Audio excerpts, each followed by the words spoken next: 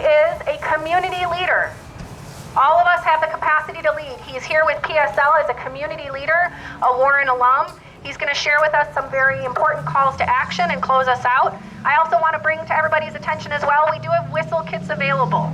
So these are great, wonderful ways of protecting your community. They're up here at the corner of the band shell, and we encourage everyone, if you'd like to pick one up, it's got Know Your Rights cards, a whistle kit. It's got information that will help you stay involved and engaged. I think Julian also has some flyers circulating around. So before you leave, please make sure to pick one up on your way out, and we're going to turn it over to Julian. Thanks, dude. Hey everyone, my name is Julian Ruiz. I'm a member of the Party for Socialism and Liberation. I also live here in the district and I'm an alum of Warren Township High School. We are here today because our immigrant communities and our education system is under attack.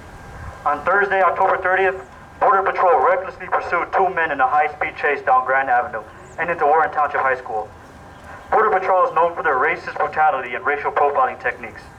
They targeted these men not because they committed any crimes, but because of the way they look, where they live, the language they speak, and what they do for work. They abducted one man in the parking lot. Then armed immigration agents rushed into the school, shoving students out the way and causing chaos to drag the second man out. DHS says they don't target schools, but this is clearly part of a larger pattern. On October 3rd, federal agents deployed tear gas outside of Funston Elementary School in Logan Square.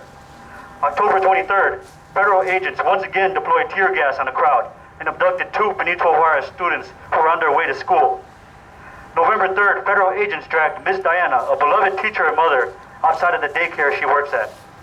But thanks to community mobilizations, she was released this past Thursday.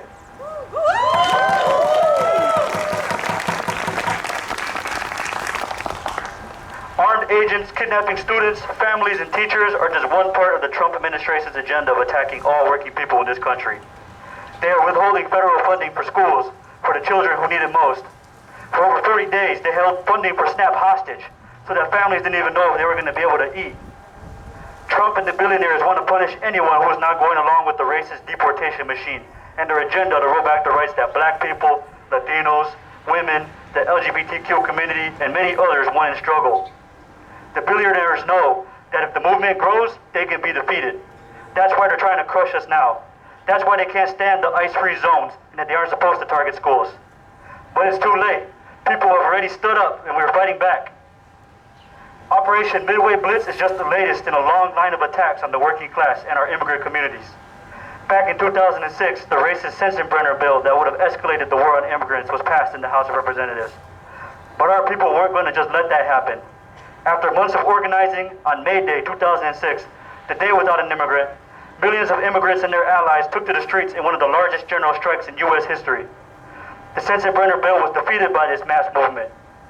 Workers, especially undocumented workers, are the ones who truly make this country run. And when we don't show up to work, the whole country, the whole system crumbles.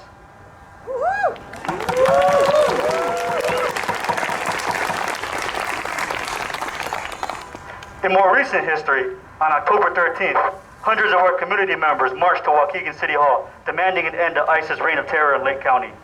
In his remarks at that event, Mayor Sam Cunningham refused to provide any concrete steps he was willing to take to stand up for his constituents. But just 2 weeks later, the ongoing mobilizations and community pressure pushed the mayor to take action. On October 27th, Waukegan City Council unanimously adopted an ICE-free zones resolution that bars immigration officers from using city property in their operations.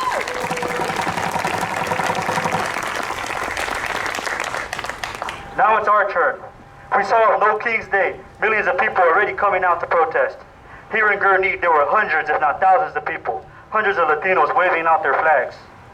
We can fight for ICE-free zones here in Gurnee to show ICE and Border Patrol that they aren't welcome in our schools, and they aren't welcome anywhere. To show that the Latino community won't be silenced.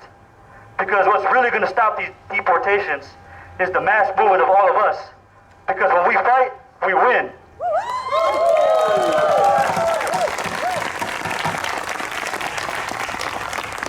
So that's what we're asking. Come out to City Council meeting this Monday, November 17th at 7 p.m.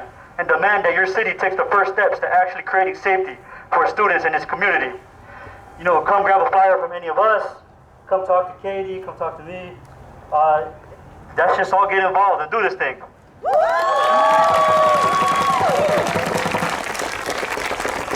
Let's end it with some chants. The people united will never be defeated. The people united will never be defeated. The people united will never be defeated. The people united will never